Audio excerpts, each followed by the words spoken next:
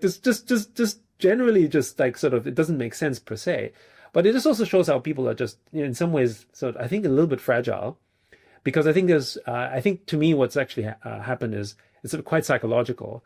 Because it's one thing, I would argue that had Trump not been elected, and it wouldn't have been, we would still have been in a quasi-Gensler era of crypto, and there would be ETFs and so on.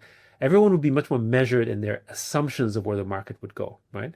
But when Trump was elected, there was really exuberance, especially in crypto. It's like, oh my goodness, crypto's is gonna be everywhere. The Trump and family, they love crypto, so it's all good, right? And so everyone basically just expected it just to moon all the way, and not realizing that, I mean, in many ways, sure, Trump and the Trump family are obviously pro-crypto, but they have other things on their agenda. That's not just crypto, right? And so I think the scoreboard for crypto under Trump has been 50-50. And I think not because it's 50-50 in a bad way. It's just that, it's been great for institutions in a way, right? For Bitcoin and Ethereum and the majors.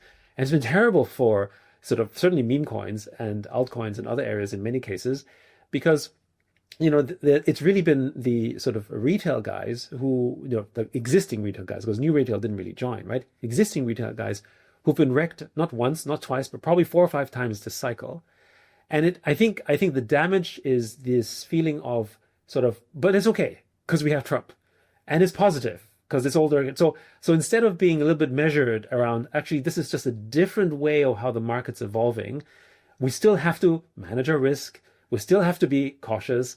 Just because someone's pro, it doesn't mean there's not possibly sort of danger ahead in some form or fashion. Whereas before, I think we were hyper vigilant for good reason, because literally there was an enemy at the gate the whole time, right? So you had to sort of watch out, and so you're much more careful. And ironically, if you think about the liquidations that have taken place this year, the damage and carnage that's taken place, particularly with, basically things like perps and futures and so on, and just the leverage that's been happening, in comparison to 23, 24, 25, compared to 25, 23 and 24, pretty tame, right? So I think it's this mixture of people just like so excited and just throwing their, let's call it, risk strategies out the window, because they really thought under this regime things would be great, and they were great for some, but not great for others. Again, so I think that's kind of what's happened, and so the notion of what's happening in market is amplified.